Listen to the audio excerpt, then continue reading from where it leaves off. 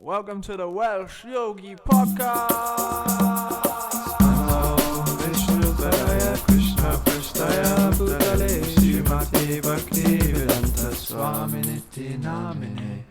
Hey Gopal. Hi Krishna Ben, welcome everyone who's listening to the second installment of the Welsh Yogi Podcast. It's the best podcast with Welsh yogis in all of Wales.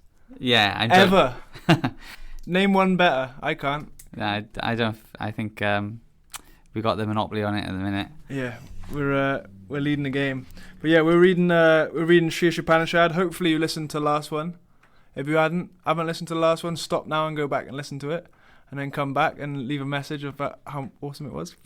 Yeah, and you can listen to anyone at any time. I think. Isn't it? Yeah, there's no hard and fast rules for listening to this. Yeah, so I'd like to welcome any new listeners. We're going to discuss this wisdom literature from India to become, what is it? Sukhanaras, happy humans. To become woke. That's how the youths would say it. You woke. Woke. It means Woken up. Woken up, yeah. Jeev Jagger. Woke. A person's woke. Yeah. Okay. Proper woke. So this is like the Sri Upanishad is like the quickest way to get woke. So if you just keep listening along with us, it's really, really awesome and fun. Yeah. Last week we were reading about loads of different things about how the living entity, because we're living beings, we're living entities, right, Gopal? Yeah. And our body's our vehicle, but we're not the body. Vehicle. But no, it's talking about. Last week we talked about how the conditioned soul has four defects. Yeah. Do you remember that, Gopal? Yeah, I remember that. And Prabhupada was talking about he was introducing Vedic knowledge as authority, because with our four defects, how can you get perfect knowledge with our limited senses? Yeah, limitations. So I think we were on a really nice. Yeah, we were talking about cow dung and how it was a different stool. We were talking about cow dung. We were talking about Mantri and how he used to rub cow dung over his kitchen, and and how you drank cow urine. Yeah, so that's the point, isn't it? That stool is considered dirty and untouchable, but for some reason in the Vedas, cow dung is said to be pure. So therefore, contradiction. It seems like a contradiction, but as you yourself can testify, when you drank cow urine. You felt brilliant, right? Yeah, I felt pretty woke at the time. Yeah. It levels up your stomach bacteria. It's good stuff. So Prabhupada actually said, he said there was a prominent scientist and doctor in Calcutta who tested this cow dung and found it had all antiseptic properties. So it was just a little example to show that what we accept by hearing is awesome. From the right source. Yeah, as long as it's from the right source. So we're on this paragraph underneath that. Yeah, in India, if one person tells another, you must do this. Or should we start with the invocation? Invocation. Why do we do the invocation, Gopal? Why? To invoke auspiciousness. The wisdom literature of India, it says that it's not just information content, but rather their heart has to be open to receive this knowledge, and this mantra helps with opening our hearts and minds to hear deeply, to drink deeply this knowledge from the Vedas. What for that? Okay. Om Namo Bhagavate Vasudevaya. Om Namo Bhagavate Vasudevaya. Om Namo Bhagavate Vasudevaya. Okay, we'll carry on with the introduction to Sri Upanishad. In India, if one person tells another, you must do this, the other party may say, what do you mean? Is this a Vedic injunction that I have to follow you without any argument? Vedic injunctions cannot be interpreted. But ultimately, if you carefully study why these injunctions are there, you will find that they are all correct. The Vedas are not compilations of human knowledge. Vedic knowledge comes from the spiritual world, from Lord Krishna. Another name for the Vedas is Shruti. Shruti refers to that knowledge which is acquired by hearing. It is not experimental knowledge. Shruti is considered to be like a mother. We take so much knowledge from our mother. For example, if you want to know who your father is, who can answer you? Your mother. If the mother says, here is your father, you have to accept it. It is not possible to experiment to find out whether he is your father. Similarly, if you want to know something beyond your experience, beyond your experimental knowledge, beyond the activities of the senses, then you have to accept the Vedas. There is no question of experimenting. It has already been experimented. It is already settled. The version of the mother, for instance, has to be accepted as truth. There is no other way. Okay, so that's the point. And you hear, like in school, a lot of knowledge that we get by hearing. Yeah. We haven't actually done the experiments ourselves, but other people have performed these experiments, so we don't have to. And then you hear from them, and you gain knowledge. That's generally how we accept knowledge, anyway. Yeah, by hearing and accepting the authority of the person telling us. Like in this example with the mother. So like, you want to know who your father is? Just ask your mother because she knows. Hopefully. Yeah. But do you think people like this word authority? No, I don't like the word authority, Gopal. No.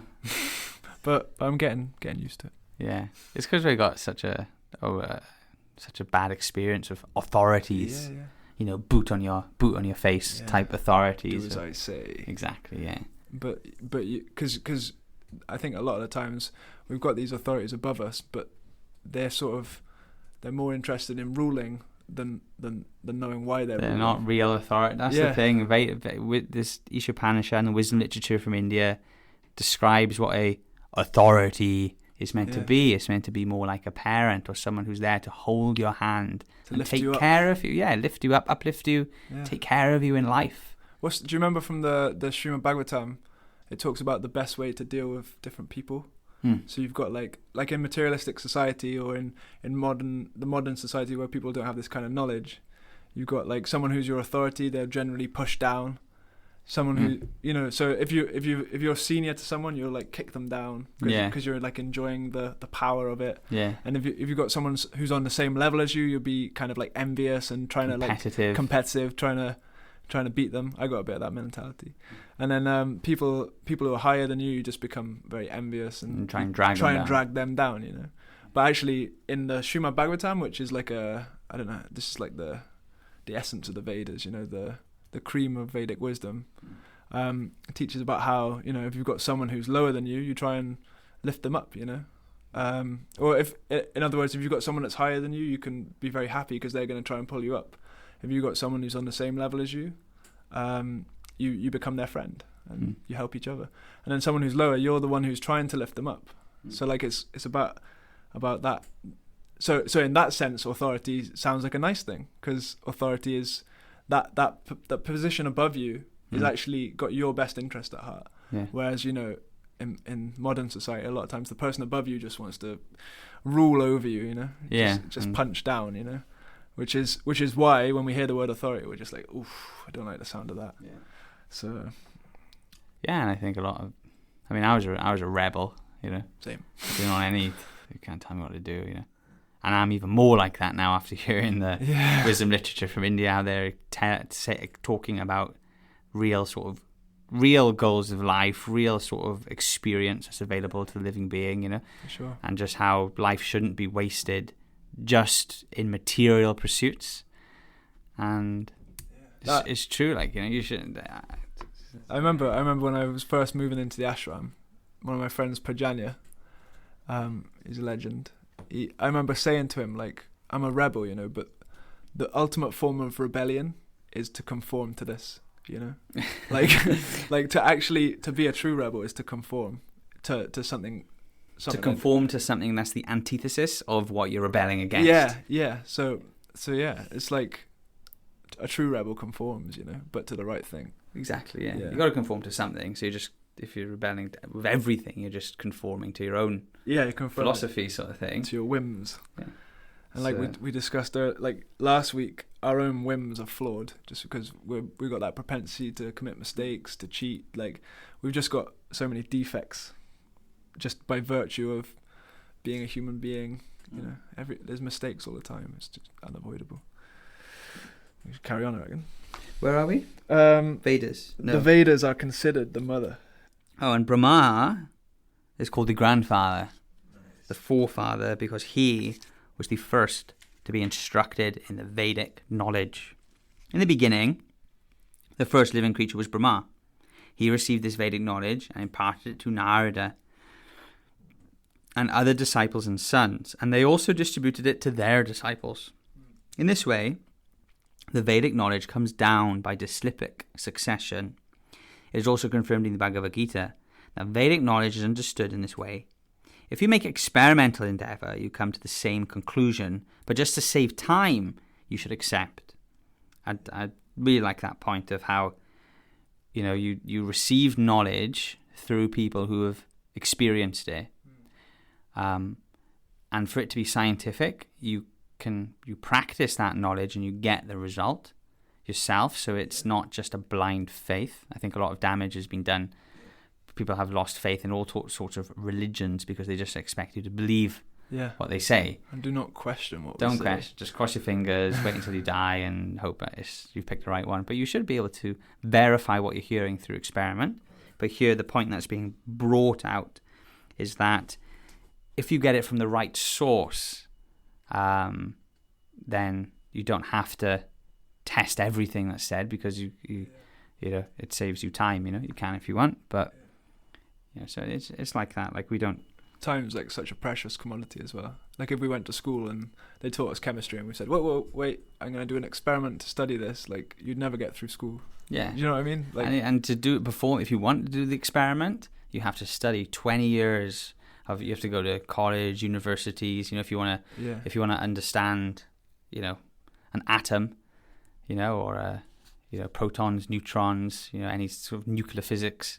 Yeah, we just simply can't perform that experiment. Yeah, you have to go through a lot of years of study, so you can't expect. So similar with, spiritual technology, it takes time and practice, but eventually you see the results. Yeah, another important point as well. It talks about how this knowledge was instructed to Brahma, who's the creator of the universe, I think it says, and he passed it down to his son. The first living creature. The first living creature, yeah.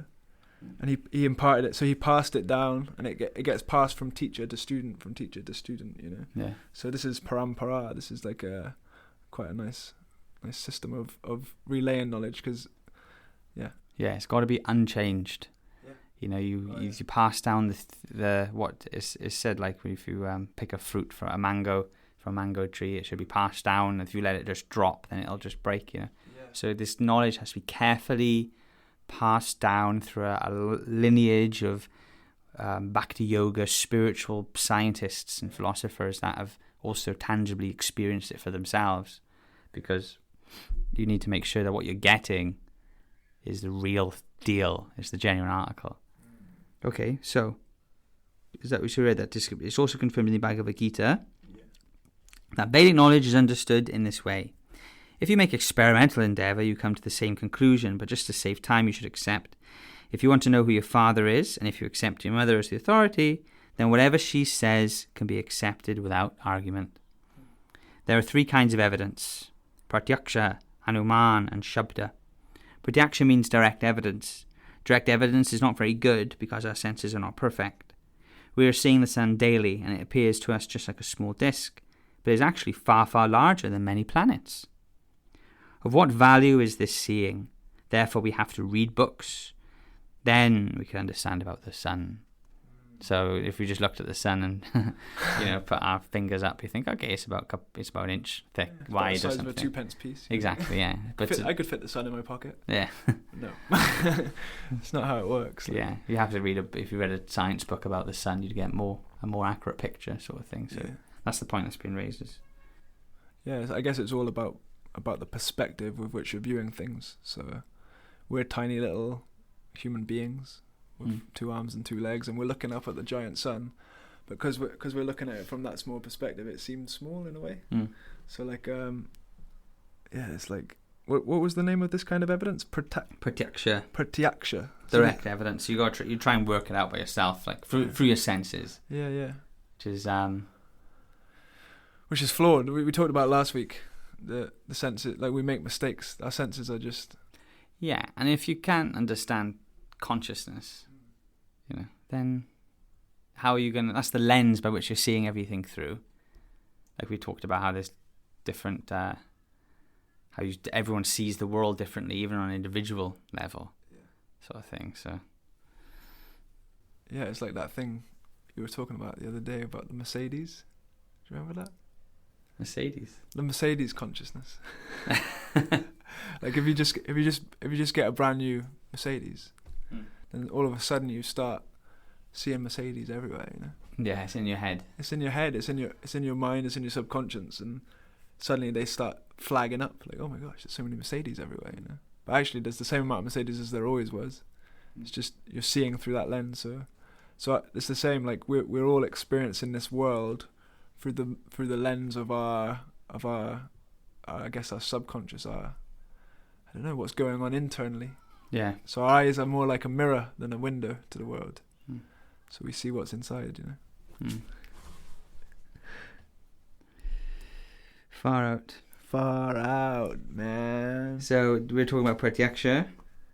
So direct evidence is not very good because our senses are not perfect. We're seeing the sun daily and it appears it's just like a small disc. But it's actually far, far larger. Okay, so therefore we have to read books. Then we understand about the sun. Yeah. So direct experience is not perfect. Then there's anumana, inductive knowledge. It may be like this. Hypothesis. For instance, Darwin's theory says it may be like this, it may be like that, but that is not science. That is a suggestion, and it is also not perfect. But if you receive the knowledge from the authoritative sources, that is perfect. If you receive a program guide from the radio station authorities, you accept it. You don't deny it. You don't have to make an experiment because it is received from the authoritative sources. Maybe like this, maybe like that. Yeah, so it's... So what was that? The second... So the first kind, pratyaksha. Pratyaksha means I'm trying to work it out for my senses. I'm trying to work it out by experience. Experimental knowledge, yeah, sort of thing. Like, like the example of the sun was a good one. Like, okay, I think the sun's this big. But actually, if you hear, then you get more of a It's really idea. mad if you think about, like, okay, what's the meaning of the universe? What's the meaning of life? Trying to understand that just using your tiny little senses. It's like an ant trying to understand how to build a skyscraper, you know? Yeah. It's literally like that. Like, how does a skyscraper... Like, it's just a tiny little... It's inconceivable. Like, an ant couldn't even understand what we're talking about. Oh, definitely not. Yeah, I don't think I understand what we're talking about. I certainly don't. But it's, you know, the hype idea. And then so the other type of knowledge. So these are bona fide ways to get knowledge. You know, pratyaksha, anuman. You can't, like, pratyaksha, if I give you a chocolate cake, you know, to verify that it's chocolate, you know, I can tell you it's chocolate, but you can also taste it yourself and experience. So that's pratyaksha. That's direct evidence through the senses. So Prabhupada's saying, but it can be flawed. Yeah. You know. So anuman's also a type of evidence, but it's inductive. So you're developing a theory by thinking maybe it's like this, maybe it's like that. Yeah. So, you know, so it's a type of evidence because we do this all the time as well. We think, okay, well, you know, I've missed the 2:52 bus, but I know the next one will probably be here in the next 10 minutes, sort of thing. Yeah. But it's not real science because you could be wrong. Suggested. Oh, like if you receive a program from a radio station, you accept it. You don't deny it. So was that the last kind of evidence? Have we talked about that? Oh, so that's No, now we go on to Vedic knowledge is called Shabda Pramana. Another name is Shruti. So this now it's talking about the real. If you get an authority that's bona fide, you can just not worry about it. If you get authority that's bona fide. Like before it said Shruti is the mother. Yes. So the mother is the person who would know who your father is. So she's bona fide in that sense. Yeah, she would like, okay, why wouldn't I believe her mum, you know? Yeah, why not? So like, if I made you a chocolate cake, I tell you it was chocolate. Okay, well, why wouldn't I believe Gopal? You know, it's chocolate. Or if I tell you if I'm from the bus, you know, I'm from the bus station, I can tell you that the bus is definitely going to come at this time. Oh yeah, okay, fine, you know. So if you get it from the right authority, it's okay. So Shabda Pramanam or Shruti. Shruti means this knowledge has to be received simply by oral reception. So it's a way to gain knowledge. So that's the point, is that, where it's too technical now, but oral reception. So if it comes from the right authority, it's perfect. That's what Prabhupada's trying to establish. Wow. If it comes from the right authority, it's perfect.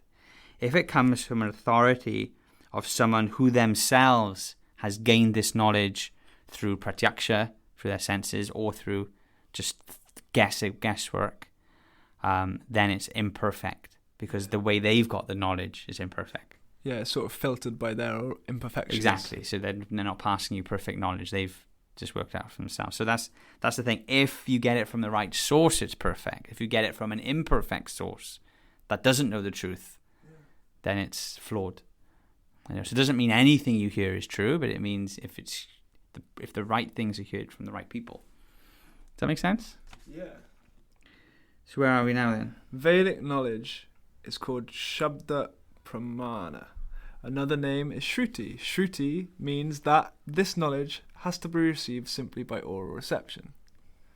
The Vedas instruct that in order to understand transcendental knowledge, we must hear it from an authority.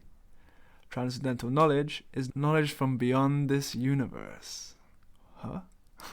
Within this universe is the material knowledge, and beyond this universe is transcendental knowledge. We cannot even go to the end of the universe, so how can we go to the spiritual world? Thus, to acquire full knowledge, it is impossible. This is like, it's pretty mind-blowing stuff, right? Yeah. And I'm going to read the next bit as well, actually, because it's quite... There is a spiritual sky. There is another nature which is beyond manifestation and non-manifestation. But how will you know that there is a sky where the planets and inhabitants are eternal? All this knowledge is there, but how will you make experiments? It is not possible. Therefore, you have to take the assistance of the Vedas. This is called Vedic knowledge. In our Krishna consciousness movement, we are accepting knowledge from the highest authority, Krishna. Krishna is accepted as the highest authority by all classes of men. I am speaking first of the two classes of transcendentalists. One class of transcendentalists is called impersonalistic Mayavadi. They are generally known as Vedantists, led by Sankaracharya. Just there, so now being introduced to a new type of topic. A whole new paradigm in one A whole sense. new world. So like this is because this is like saying that there's a sky beyond this universe. There's a spiritual place beyond this universe. Beyond the manifestation and non-manifestation. Wow. Beyond because it's described that this material universe is constantly being created and destroyed. Yeah. Created, it stays for billions of years, and then it gets destroyed. And we see echoes of that in the seasons. Like the leaves grow, they wilt and die. It's the nature of this world. Yeah, everything's cyclical, right? Yeah. Everything goes in cycles. So if you expand that to the whole universe, and this is constant. Yeah, it's constant being manifested and non-manifested, but that we're being introduced now to there's another spiritual sky where there's other, in fact, it's described planets, spiritual planets, inhabitants of these planets, where just like us on a spiritual level as conscious beings, even though our bodies are constantly being, the cells in our body are constantly being created and destroyed. Our skin cells and all sorts of things. Isn't it every 7 years? Every 7 years, you're completely different, chemically sort of thing. But your consciousness is constant through all of these changes when you're a little boy or a little girl, and as you grow up, a teenager, and so that's a constant within this world of change. Yeah. So that's the nature of the spiritual reality. Is that the spiritual reality is eternal and isn't affected by this manifestation and non-manifestation that we see all around us in the material world. Yeah, it's like like me who I am and you who you are, we've been this continual point of awareness throughout all of those different changes of the body, Yeah. Like I remember being a little boy and it doesn't matter, but no, I remember like falling over and smashing my 2 front teeth out. I don't know why that just popped in my brain, but like I remember that, and I also remember yesterday. Like I've got this constant experience, experiencing these things. But the body, that little body, so the body's gone, completely gone, and you're the same person. And if you tell your mum, I'm a different conscious being than I was before, I'd be like, no, you're not. You're still Ben. Yeah. And if you go show someone your passport, even if the picture's a few years old, it's still you. Yeah. But your body's changed. We change our ideas, we might change our thoughts or our philosophies, but that essential identity that is the observer of everything else. Yeah. Because if you're observing something, that means you're different from it. So if I'm observing my body, if I'm observing my, life, I'm something separate. Yeah. So this is where... So we're like a witness to our lives in one sense. A witness, and we're experiencing all of these things, but on a localized level. So I'm aware of the pains and pleasures of this body that I'm in at the minute, but I'm not aware of the pains and pleasures of your body. It's quite deep. There's different things. It's very deep, but it also seems to make sense as well. Like, it makes sense. We have to understand what consciousness is. Yeah. Otherwise, okay, what's your other paradigm? Yeah. You're just about so a lump of atoms, chemicals, but still, even then, the question is, well, where's the experience coming from? Yeah. So there's a tea towel over there. We've got a camera here. There's this microphone. Like, this microphone's a good example. This microphone's picking up my sound. Yeah. But it's turning into electrical energy. Yeah. But there's no one there. But it's different to my ear. My ear picks up sound. I'm there experiencing it. I can experience the sound. Yeah, like those ones and zeros that are stored in the computer is like, and then there's no, without someone to hear that pushed into your ear. It's like you got a security guard in Primark or some big shopping centre. He's sitting in his room. He's seeing all the TVs. Yeah. So all his TVs are, he's looking for robbers or whatever. And then, so he's getting fed all this information. And he's the one witnessing, and he's making decisions. And, if he sees a burglar in one room, then all of his attention will go there. Just if we get stung on the leg, all our attention will go to our leg, sort of thing. So we've got a body that's getting all this sensory input. Yeah. But there is a little man inside who's seeing all these TV screens or got all these sensory data, and experiencing it, and that's the self. Yeah, and you can choose what you give your conscious attention to. Yeah. So that burglar comes in, and all of his attention goes into that one screen. So where attention goes, energy flows. So like that force of life that makes everything move can go in whichever direction we choose to direct it, I guess. Yeah. But yeah, this is quite, like, it's nice. It's pretty cool. Like that's also that point of consciousness is the thing that we love in each other, right? Like, that's what really gives flavour to life. Yeah. And it's not just the brain, because the brain's is also another apparatus.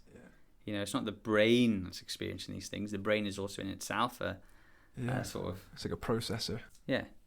So, and that's what we really love about each other, and that's is the soul. It's not like, otherwise that basically we have to pick. And it's not one does it whimsically. One should do it with knowledge, but you have to pick which way you want to live. Either one wants to live with the idea that there's something spiritual and life's meant for some spiritual development, or you take we are just a bunch of atoms and molecules, but then you have to live your life like that. Does one think of their family that way? There's no difference between my family and my table. Yeah. But no, we instinctively know that there's something that's, when something's alive, like a pet or something that we love, there's a spiritual spark there that's illuminating that body with consciousness. Yeah. And that's what we find attractive. When that conscious spark leaves the body, then you're just left with a body. A corpse. Yeah. All the pulleys and mechanisms are still there. If you lift your arm, it really is like there's a whole pulley system sort of thing. For sure. So it is a machine, and Krishna calls it, in the Bhagavad Gita, he calls it a yantra. A yantra. Yeah. Nice word. It's a type of machine, like a car, like a vehicle. So we're drivers of this vehicle, and when the vehicle stops working, so it's not just the vehicle work, like your car's in the garage at the minute. Yeah. There's something wrong with the gearbox. Yeah. So you think you can replace the gearbox, but the car's not going to move. It needs the driver. Yeah. So if someone has some, if their heart stops working, once they're dead, you can give them a new heart. You can replace whichever element you want to, but you can't get the person back again. Your You need to try body's that. just a vehicle. It's transporting your soul. It's what inside of people. There's beauty to behold. That's a bit of Damian Marley.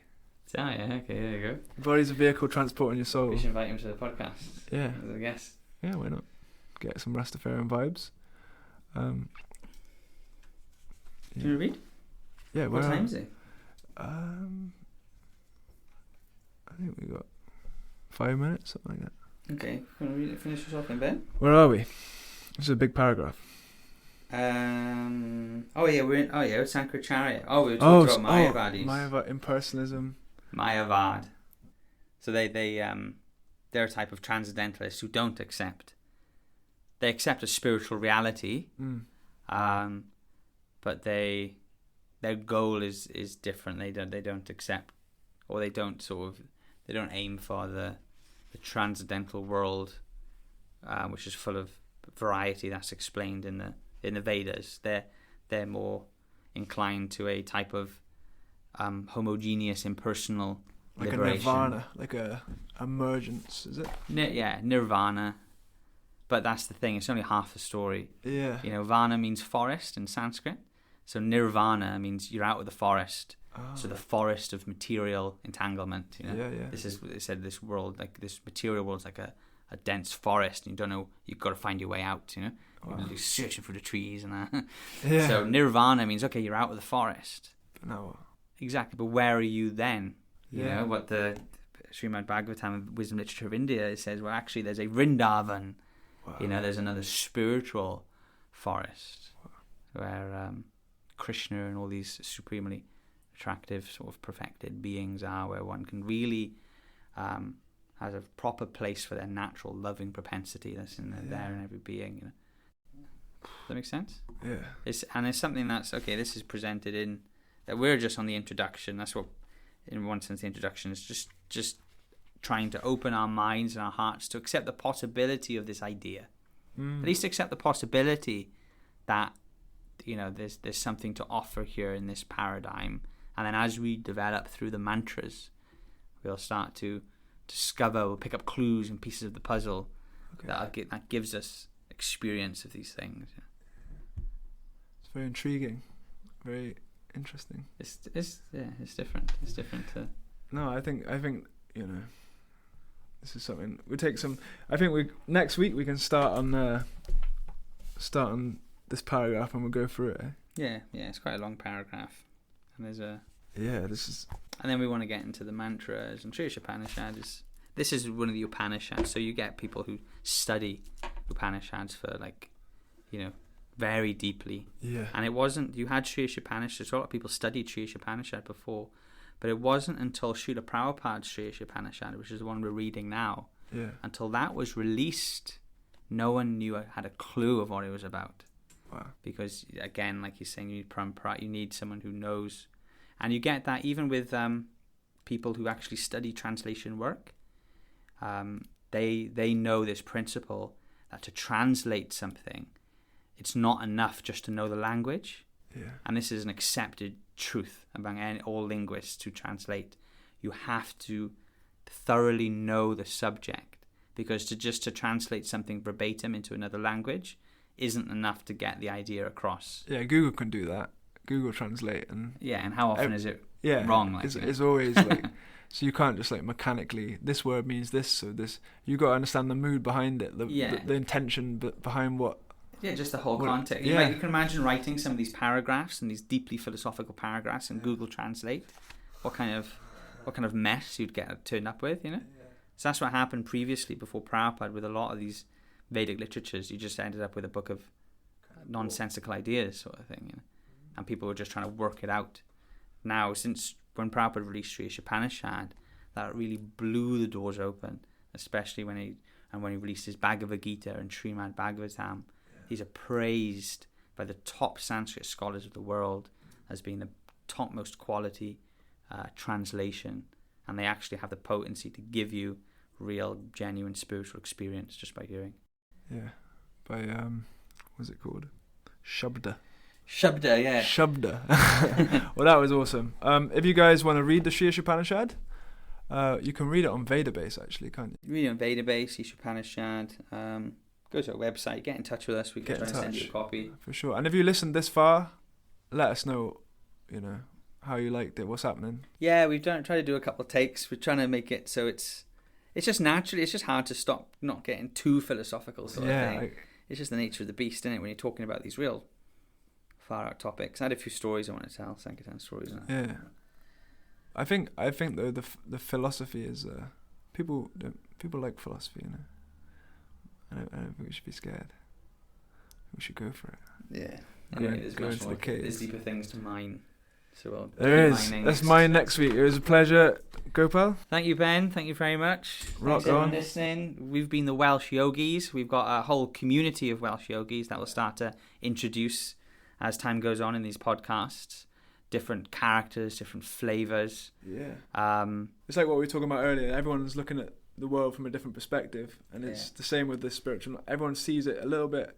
They see it from their angle, Yeah, and everything's it's delightful to hear everyone's sort of own personal experiences, and like we got a whole community of Bhakti yogis in Wales. In Wales, yeah, of all places. Like. And these are people who have different lifestyles. Some of them are monks. Some of them have been long practicing monks. Some of them are own their own businesses. So, but they all have really plunged into using this spiritual technology in their lives, and they have profound experiences and realizations that just hearing these people is fascinating and really uplifting.